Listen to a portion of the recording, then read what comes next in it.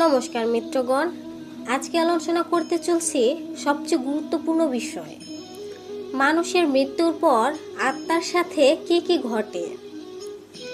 মানুষের জ্ঞানের গণ্ডি জন্ম থেকে মৃত্যু পর্যন্ত, তবে দেহের বিনাশ ঘটলেও আমাদের আত্মাকে জন্ম মৃত্যুর বন্ধনে বেঁধে রাখা সম্ভব নয়।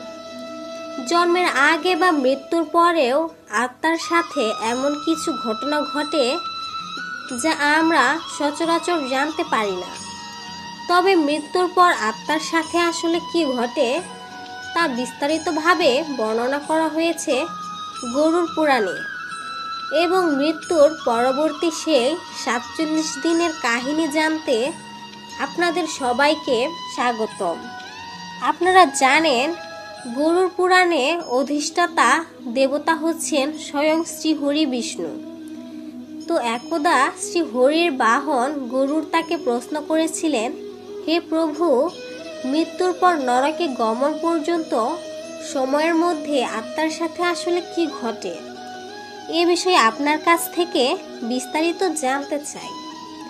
উত্তরে ভগবান শ্রীহরি তার বাহন গুরুদেবকে ভীষণ যন্ত্রণাময় 47 দিনের কথা উল্লেখ করেছিলেন, এবং প্রত্যেক পাপী আত্মাকে এই 47 দিন ধরে চূড়ান্ত ভোগান্তি সহ্য করেই যমলোকে পৌঁছাতে হয় বলে উল্লেখ করেছিলেন তিনি। আপনারা অনেকেই হয়তো জানেন না, মৃত্যুর পর জীবাত্মার 3 প্রকার গতি হয়ে থাকে। এগুলো হচ্ছে অর্চি মার্গ, ধূম মার্গ ও বিনাশ মার্গ। যিনি তার জীবন দশায় কোনো প্রকার পাপ করেননি, মিথ্যা বলেননি, কারো ক্ষতি করেননি, নিষ্কাম কর্ম সম্পাদন করেছেন ইত্যাদি কারণে তিনি অর্গি মার্গ প্রাপ্ত হয়ে থাকেন। অর্চি মার্গ প্রাপ্ত হওয়ার ফলে জীবাত্মা সরাসরি ব্রহ্মলোক বা দেবলোকে গমন করেন এবং মোক্ষ লাভ করে থাকেন। জীবাত্মার 3 প্রকার গতির মধ্যে দ্বিতীয় গতিটি হচ্ছে ধূম মার্গ। গরুড় পুরাণ অনুসারে জানা যায়, জীবাত্মা তার জীবদশায় কৃত সকাম কর্মের ফল হিসেবে ধূম মার্গ প্রাপ্ত হয়। এই ধূম মার্গ জীবাত্মারা সরাসরি পিতৃলোকে গমন করেন। এখানে আগত আত্মারা কর্মফল ও জন্মমৃত্যুর বন্ধনে বারংবার আবদ্ধ হয়ে থাকে। জীবাত্মার 3 প্রকার গতির মধ্যে তৃতীয় গতিটি হচ্ছে বিনাশ মার্গ। এর নাম শুনেই বোঝা যায় এই পথ জীবাত্মার পক্ষে সবচেয়ে যন্ত্রণাদায়ক ও মারাত্মক, এবং জীবের এই গতিতে রয়েছে 47 দিন যাবৎ ভয়ানক পীড়া, কষ্ট ও যন্ত্রণার আয়োজন। তাহলে এবার আসুন বিনাশ মার্গ প্রাপ্ত জীবাত্মাদের মৃত্যুর পর থেকে কি কি ঘটতে থাকে তা জেনে নেওয়া যাক। যখন কোনো ব্যক্তির মহাপ্রস্থানের সময় হয়, তখন সর্বপ্রথমে তার কথা বলার ক্ষমতা হারিয়ে যায়। এ সময় সেই ব্যক্তি নিজের সারা জীবনকে যেন চোখের সামনে ছবির মতো দেখতে পান। ঠিক এই সময় 2 জন যমদূত তার সামনে প্রকট হন তার আত্মাকে যমলোকে নিয়ে যাওয়ার জন্য। যমদূতদের দেখতে পেয়ে ভয়ে আত্মা দেহ ছেড়ে বাইরে বেরিয়ে আসে, এবং আত্মা শরীর থেকে বেরিয়ে আসার সাথে সাথে যমদূতগণ তাদের যমপাশ দিয়ে তাকে বেঁধে ফেলেন।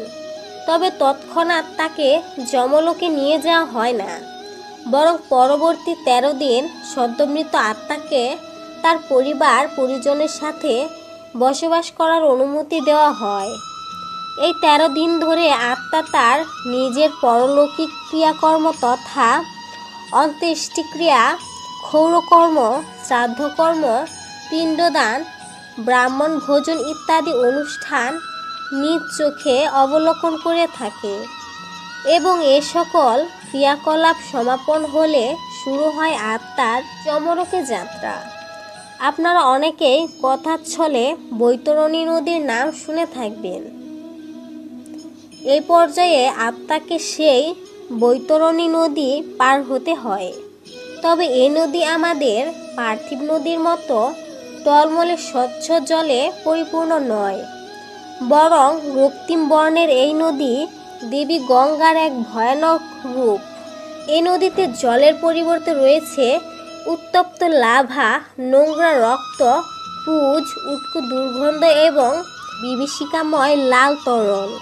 এখানেই শেষ নয়, এই নদীর জলে বসবাস করে বিকট দর্শন ও রক্তলোলুপ নানা রকমের প্রাণী, কৃমি ইত্যাদি।